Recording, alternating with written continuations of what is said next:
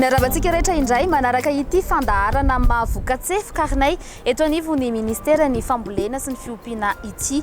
Androany dia ny akon'ny fia andiany faefatra na ny tsena be iraisam-pirenena momba ny famokarana no ndeha ho taterina ato anatin'ity fanadihadiana ity. Ndao ary.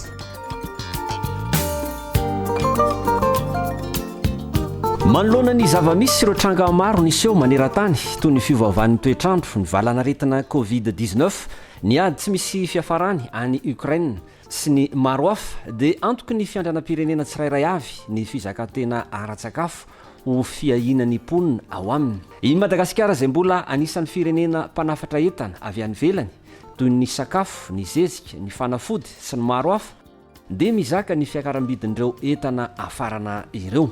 Araka izany, drafitra ho fainganana ny fahavitantena ara-tsakafo no nanatanterahana ny fiainam-be-pirenena ny volana Jona 2024 lasa teo, izay narahan'ny hetsika B2B ho fampifandraisana ireo mpiara-mombonantoka rehetra teo amin'ny sehatry ny famokarana mba hamoahana fampiasam-bola vaovao. Natratra 70% ny fiaonana sy tetikasa fiaraha-miasa ny vohitra tao anatin'izany hetsika B2B izany, ary nahavoriana orinasa misa 520%. Ny hanoizana io ezaka efa natao io no nitsirin'ny fiaraha-miombonantoky ny ministeran'ny fambolena sy ny fiompiana tamin'ny FIA tsena be iraisam-pirenena 2022, foara iraisam-pirenena ho an'ny fambolena sy ny fiompiana ary ny Jona andiany fahaefatra. Lohahevitra novoizana ny hoe fampiroboroboana ny fandrarahana ara-pamokarana ho amin'ny fahavitantena ara-tsakafo.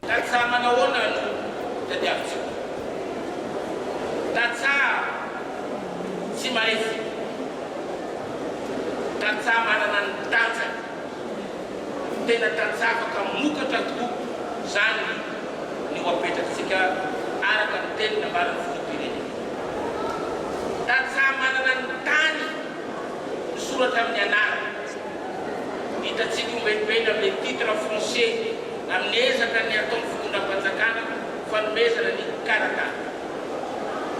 Tansa omena tosika ny ara-pitaovana, ara-jezy, ara-teknika, masombolo ahafahany mamokatra araka ny fenitra iraisan'ny pirenena.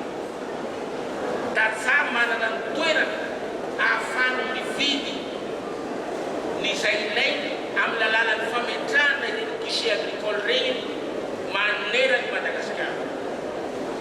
Ary tansa arovana mba tsorebrebeny ny mpanamolona ny vokana ary tatsako tsy avelan'ilay ireny fa tatsako amena tosika, omena fifanana ary tatsako omena lankany sy toerana sahaza azy. Ary ny farany tatsako afaka hanodina koa ny vokatra amin'ny fametrahana ireo usine isan-karazany manerany Madagasikara. Hita teto amin'ny trano evan'ny ministeran'ny fambolena sy ny fiompiana ireo ZDA na toeram-pambolena midadasika na nehoana ireo soa fanararoatra eo amin'ny fandrarahana ara-pamokarana izay nahitana ireo tantsoroka azony rehetra sitrahana.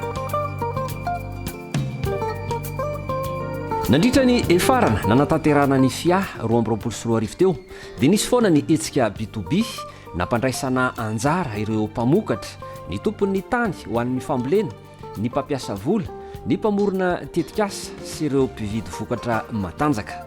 Natao izany mba ampifandraisana tsara ireo mpandrara ara-pamokarana sy ny tsena amin'ireo vondron'ny mpamokatra ao anatin'ilay fanimpo-pamokarana na agrégation agricole mba samy azo tombony ny rotota.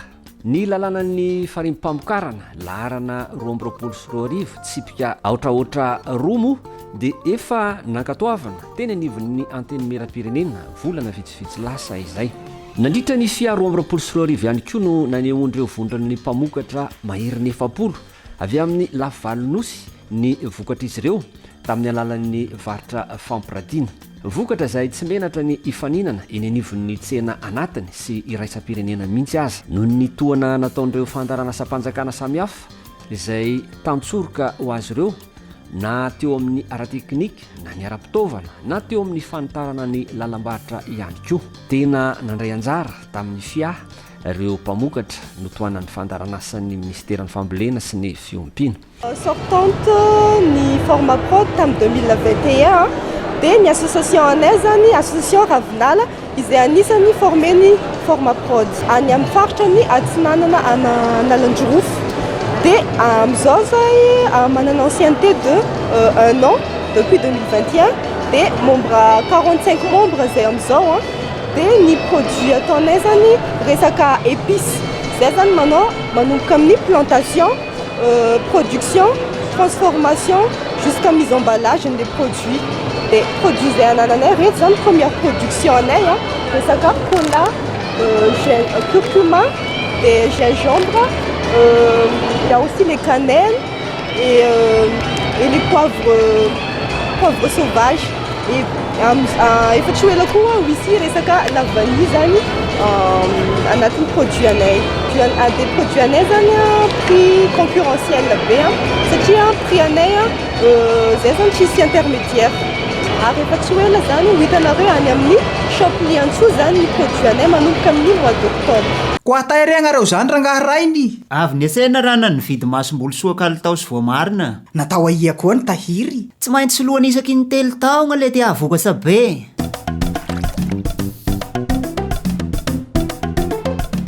Konakoana koa rero amin'ity tany magna dia magna ty ro mamafa saigna tany Idimbary. Masom-bolo voafantigna sy voamarina rangaja afendrapendrako foagna. Mila magnaraka teknika. Ko dia soa lay izay ny voka-bary amin'ity taona ty raha izay ny fandehany koa. Ho hitanao eo. Vokatra izao rangahy Ny vokatra rana ry soa dia ny masom-boly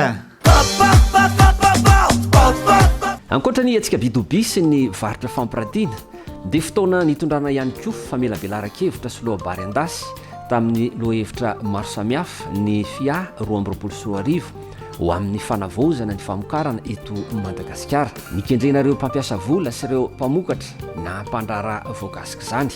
Anisan'ny lohahevitra novoaboasana ny fampahafantarana ny karatry ny mpamokatra sy ny mazava-dehibe ny fananana izany mba ahafahan'izy ireo misitraka ny tohana samihafa. Teo amin'ny setry ny fiompiana aingam-piodina no nampahafantarana ihany koa ny fiompiana bitro manaraka ny fenitra. Mora azahoana vola nefa mbola vitsy dia vitsy no manao izany. Tonga nitsidika ny tranoeva tao amin'ny FIA ny ministry ny fambolena sy ny fiompiana niaraka tamin'ireo ministra mambra ao aminatin'ny gouvernemanta. Tamin'izany no nanamafisany ny mahazava-dehibe ny hetsika FIA toy izao. Anatsarana fahavitantenaran-tsakafo ny fahavitanterantsika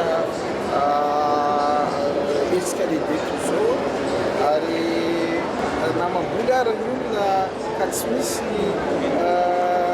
asa sy niezaka hafa entina mividy vokatra dia fatapa tsy ho lavorary zany fahavitantenaran-tsakafo zany. Da dia fampiankina avokoa reo ary indrindra moa raha ny fitaovana izay ampiasaintsika ny ambanivohitra ireo fitaovam-pamokarana madinika dia ho ireo artisan no mamokatra azy amin'ireo ary amin'ireny akora reny dia misy akora izay raisina avy any ambany tany avy amin'ny arenan-tany. Zany hoe fameno avokoa ny asa rehetra mba hoentina ampandroso ny firenena manitsika ity. Sy fiara-miasa akaiky amin'ireo sehatra tsy miankina mba ahafahantsika miaraka manao solona miara-miala sy miara-miala amin'izany fampandrosoana firenena ary fahavitantenaran-tsakafo. Ireo vokatra hitombo efa betsaka ihany koa ny tsenam-barotra ary iverina hoe anatin'ny fampirantiana lehibe toy izao hoe raha namitsena azy ary hitanareo fa miara-miasa amin'ny sehatra tsy miankina ny ministera tamin'ny fikarakarana izao fampirantiana lehibe izao satria arak'izay nambarako izay famometanana ny ireo atao hoe hery rehetra amin'ny fampandrosoana eto firenena nisy fotoana hitanareo reny ny fiangonana ny fikambanana samihafa dia miara-miasa amintsika rehetra mba hampandrosoana izany firenenantsika.